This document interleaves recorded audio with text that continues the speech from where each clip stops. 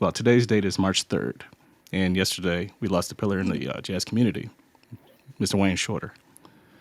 So, in just doing my prep work for this interview, I took a look at an article from the New York Times regarding Wayne Shorter, and one paragraph caught my eye. I'm just going to read it out. Mr. Shorter often said he was drawn to music because it has velocity and mystery.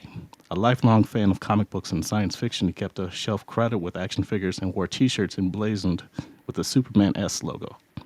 In his later years, he got the figure of a sage with a twinkle in his eye, issuing cryptic and elliptical statements that inevitably came to a sense of play. So, can you give me your thoughts? And Jeff, I'll start with you regarding Wayne Shorter. Do you have any stories or just how he influenced you as far as you individually Well, or as a musician?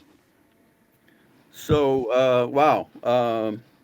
Well, so I was really lucky, I think, in a way. Well, I think we're probably all lucky because I don't know, we all might be around the same age, and we grew up at a time where there was a lot of incredible music. I was just talking to my friend Bobby Colombi yesterday, who you might know him. He's the original drummer with Blood, Sweat, and Tears, and he had a long career as an A&R man and working with different artists and stuff.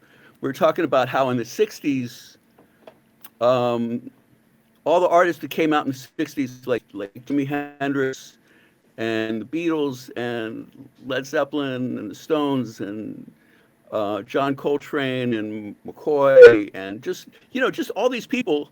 There was never anything like them before they came out. They were like the first. They invented what they created. And Sly and the Family Stone, nobody had ever heard that. Earth, Wind, and Fire, nobody ever heard anything like that. And now everything you hear is sort of a combination of all the different um, of all the different styles and all the ingredients that were kind of started then. And the music business as an industry, of course, didn't was just becoming a thing too. That was another thing, and studio techniques too. So it's lucky for us to be able to see all these changes and be part of it. And definitely when I started my group, the Jeff Lorber Fusion, that was just such a great time for music because as far as fusion jazz was concerned, there was Miles, of course, who's the Hmm. originator of you could follow Miles' career starting in the '40s, and that basically he was the leader in where jazz was going through all those years. And uh, and then in terms of what was happening in the '70s, I started my band in the '70s, in the mid '70s, and so there was the Mahavishnu Orchestra, there was Herbie and all the stuff he was doing, like from the straight ahead jazz stuff to working with Miles to creating Headhunters and all that. And then there was Weather Report, Mm-hmm. and like they were really, you know, off the charts in terms of creativity and innovation and just what they you never know where they're going to go, what the tempo is going to be, what the harmony is going to be. It was all new the way they used the way Joe Zawinul used synthesizers was incredible, and of course Jocko, his contribution, no one had ever heard a bass like that. And then, to be honest with you, as much as I love Weather Report as a band, Wayne's compositions always stood out as the best. I mean, there's a few of the Joe Zawinul compositions that are my favorites, but um, the song, well, from the first album, there was a song called Tears. That was they were a little bit more farther out back in those days that really stood out. And then Elegant from the Heavy Weather album, which was definitely their height when they were most popular and successful. The song Palladium and the song Elegant People, and there's just something about like that article that you were talking about was talking about how Wayne would talk in not normal and not in a normal way. He would Hmm. sort of like a guru or something. He would just drop some wisdom, and it wouldn't sound like normal sentences. And that's the way his melodies are, and that's the way his songs are. Kind of like the And you listen to Thelonious. songs. Well, yeah, Thelonious Monk is certainly, um, we were just talking about that thing of being one of a kind and incredibly innovative, and that's certainly way up there. But so yeah, it's just been a blessing to be around to hear these geniuses create this innovative new sounds that never existed before, and to take the tools that they were given, which is like this new, synthesizers and things that recording studios could do with more tracks. And I was lucky because I never met Wayne, but I was such a fan of the Heavy Weather album that when I did my third album for Arista, and I had a little bigger budget to go and spend some money and do some stuff. I was living in Portland at the time, but I flew down to Devonshire Studios where Weather Report had just recorded Heavy Weather, and that's where I mixed the Water Sign album, which, as a lot of people know, that's where sort of my biggest hit, Rain Dance, that was on that album. And the one guy that I did get to meet and hang out with quite a bit was Jocko.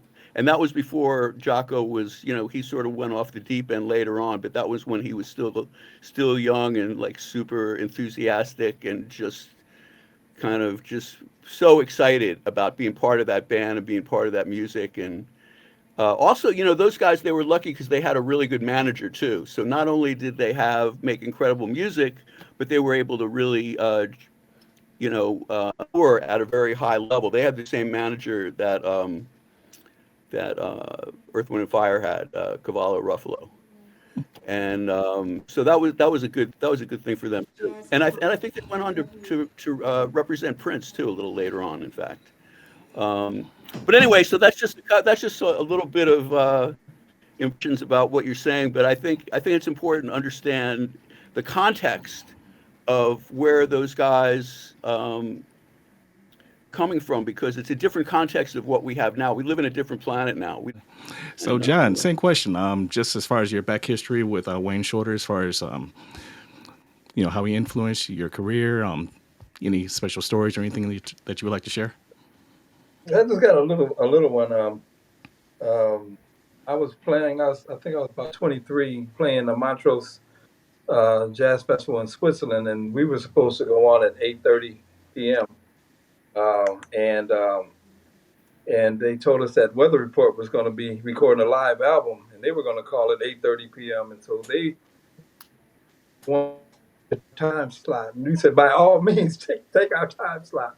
We'll come on after you guys. But Wow, it was I thought that was an interesting, the and Jocko's bass was in the dressing room. We all had to share the same dressing room. Jocko's wow. bass was all chipped off the edges and everything, just sitting up in the corner, not in the case. And I said, "Wow, that's Jocko's bass, man." But we sat in the audience and watched their performance, at 8:30 p.m. live recording. That was cool. Another thing that your listeners would want to know probably is probably within the last 5, 6, 7 years, they put out like all those records that Miles made in the '60s, which were Philae's to Kilimanjaro, Miles in the Sky. Uh, those are two of them. I think there's a couple more, which are incredible albums and the band that's on those albums is Wayne, Miles, Herbie, a really young Herbie Hancock, a real young Tony Williams, and Ron Carter on Hmm. bass. And that band was unbelievable. They called out the second quintet. The first Yeah. quintet was with Philly Joe, and all those records, Cooking with the Miles Davis Quartet, Wynton Kelly, and anyway, but so you can get those. You can access those, the live recordings of those guys in the studio, like talking to each other and making those records. Really? Mm. And it's absolutely incredible to listen to because um, Miles is being so cool about how he instructs these guys to play, and he's always asking Tony to play some real crazy stuff that's like barely at the edge of what he can even play because it's so difficult. And then Wow.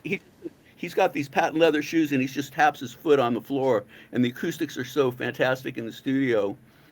That counts off every song. He just kind of taps his foot like 4 times, and then they come in.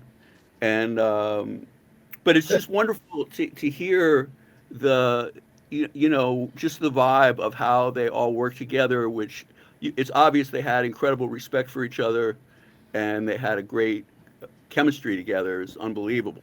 But you Hmm. can actually hear that those records being made, which is really worthwhile. I think it's got a title like Miles Davis 1965 to 68 or something like that. It's just live in the studio. So they recorded everything, and when you listen to this stuff, you can hear it, just all the false starts and just everything that they did in the studio, and it's amazing.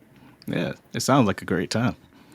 I mean, just be able to just experience that type of just impromptuness and just ingenuity as far as just the mastery of the instruments. I mean, that's something I've always respected. I'm not a musician, but I try and listen to the individual components and see how it blends with the whole and the individual and how it comes together. So it's just something I truly Yeah, enjoy.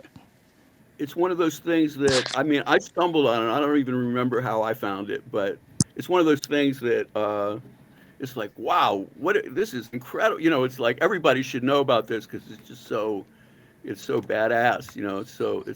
It's so cool to listen to those guys work together in that way where you're just kind of like on a fly on the wall listening to this great music being made. Agreed, agreed. And speaking of great No, music, yeah. I'm sorry, John. No, I'm just agreeing with Jeff. To be able to sit back and actually listen to the actual sessions. That's cool. Absolutely. Yeah. Speaking of great music, I just wanted to transition to